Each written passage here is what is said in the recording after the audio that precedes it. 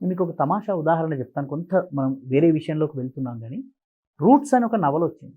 తెలుగు అనువాదం దయచేసి చదవకండి. తెలుగు అనువాదము కమ్యూనిస్టు అనువాదం అది. దానిలో అసలు ప్రాణాన్ని తీసేసి కమ్యూనిస్టులకి లెనిన్‌ది గూడాను అలాగే చచ్చిపోయినా గూడాను ఆ శవం లోపల అన్ని రకాల కెమికల్స్ పెట్టేసి మొసోలియంలో లెనిన్‌ది ఇప్పటికి కూడాను ఆయన శవాన్ని పెట్టుకున్నారు. శివ పూజ చేయడానికి బదులు శవ పూజ చేసే సంస్కృతి అది. రష్యాలో ఈరోజు గూడా లెనిన్‌ది ఉంది.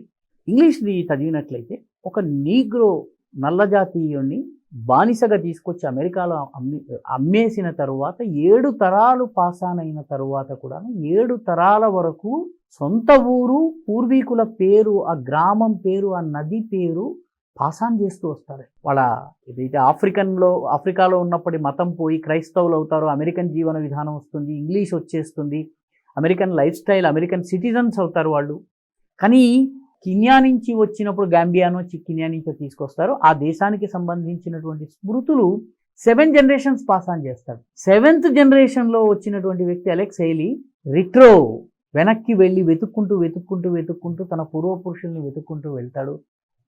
గాంబియా అనుకుంటా దేశం పేరు. ఆ దేశానికి వెళ్తాడు. So what I'm trying to say is, మనము మన తరువాతి తరానికి ఇది చెప్తున్నామా? దేశభక్తుల కథలు చెప్తున్నామా?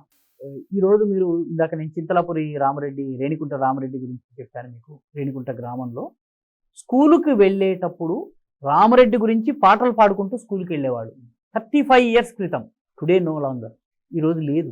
సో ఈ జ్ఞాపకాన్ని స్కూలుకు వెళ్ళేటప్పుడు రేణిగుంట రామరెడ్డి యొక్క వీరగాథను పాడుకుంటూ వెళ్ళేటటువంటి పిల్లలు వెళ్ళేటటువంటి సంస్కృతి ఎందుకు లుప్తమైంది? తల్లిదండ్రుల వల్ల, టీచర్ల వల్ల, సమాజంలోని మార్గదర్శకుల వల్ల.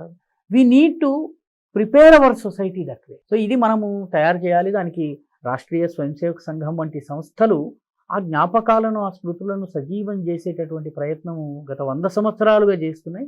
అనేక మంది గొప్ప వ్యక్తులు ఆ రకమైనటువంటి జ్ఞాపకాలని నిలబెట్టే ప్రయత్నం చేస్తున్నారు.